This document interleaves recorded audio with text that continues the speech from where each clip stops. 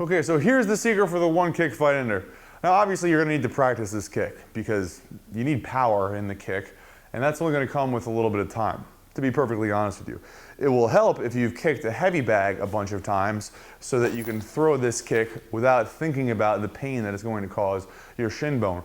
Also, your shin bone actually hardens the more that you kick something like this. Now all the padding and whatever the stuff is inside this bag settles at the bottom, so it's ridiculously hard down there. The lower I can kick and consistently drive my shin into the bag, the better off I'm going to be. Because for one thing, it's actually going to beat this soft tissue away from my shin bone itself. So, you know, people who haven't kicked with their shins, you can't really clearly feel that bone. If you guys were to feel my bone, it feels like there's just a very thin layer of skin over this bone. And also this thing has become like just an absolute knotty mess. I have like little like chunks of calcium that have built up because your bone actually changes its shape as a result of this type of training.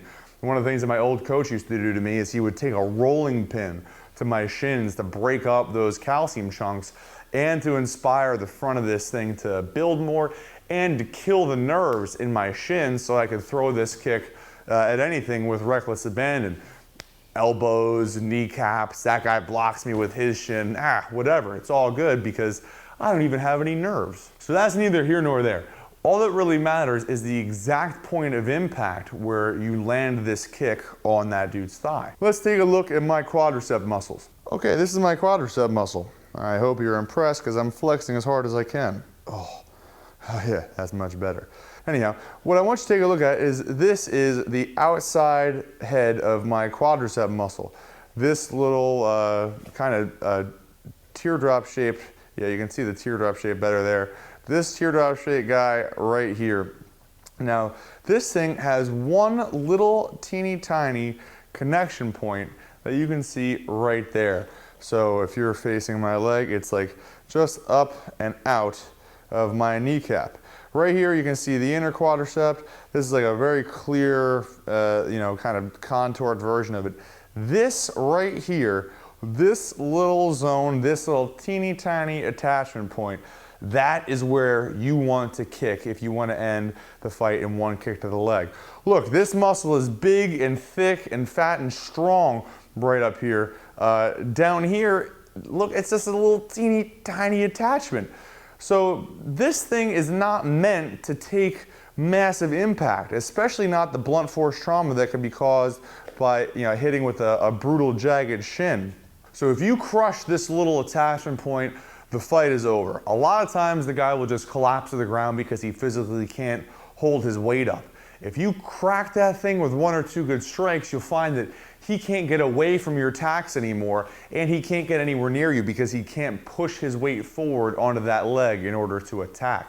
So from a technical standpoint, if he just doesn't actually hit the ground, he'll lose the fight because he can't damage you and he can't stop you from doing any damage as well. Not to mention, if he doesn't know how to defend that, which you've kind of already proven, you can just kick it a couple more times and he will hit the ground. So if you kick somebody with this thing, it's either going to send him to the ground or it'll make him quit. Both of those scenarios are you winning the fight, and that's what we're here for.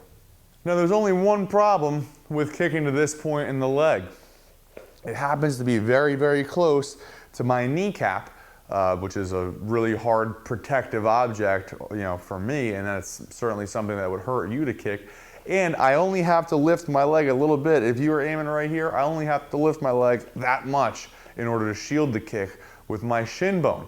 So look, it's more damaging, but it could also be more damaging for you because you might end up kicking something really, really hard when you were expecting to come up with some nice soft quad tissue.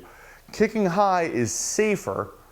You're not going to do as much damage as kicking low, so that's the perpetual trade-off. Nothing is ever free in the sport of fighting.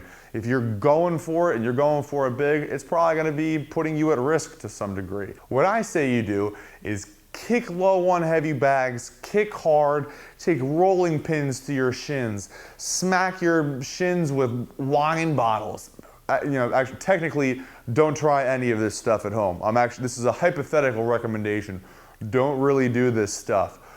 If you deaden all the nerves in your shins and even kind of down towards your ankle and on the tops of your feet in the case that you accidentally hit somebody with those, then you don't have to worry about whether or not you hit somebody's kneecap or whether or not they shield your kick. If they shield your kick, whatever, kick them in the shin again to let them know that it doesn't even bother you. That's kind of my style of fighting. Build brutal weapons that can't be taken away from you and then throw them recklessly at your targets, and you'll find that the amount of damage you do ends fights really, really quickly. All right, so here's a pretty kick-ass trick that really gets you used to kicking at exactly the level that you need to kick to end a fight in one kick. So I'm gonna walk up to my heavy bag and I'm gonna take note of exactly where that weak spot on my quad lines up with the bag. Boom, bam.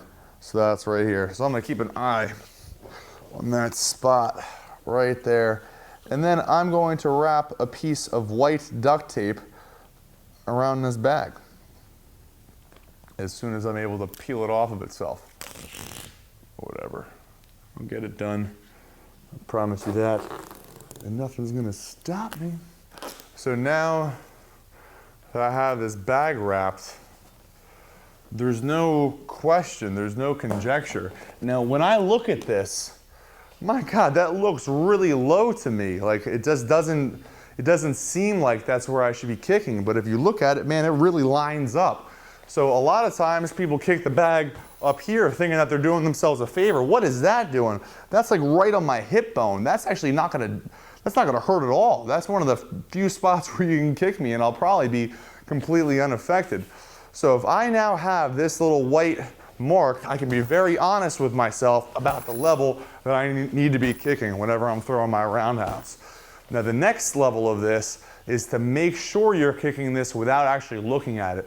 So I throw a combo up high, boom, and then I kick down low, and I just make this so that it's second nature.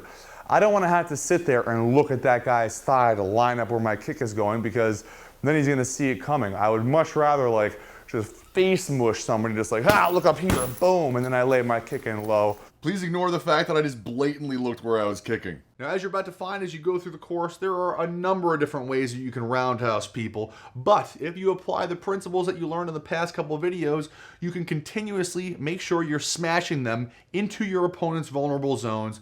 The kick won't consume a lot of energy and it'll just be generally diabolical. So whether you're taking it to the thigh or the head or the liver, doesn't matter. Pinpoint it, train it, and crush people.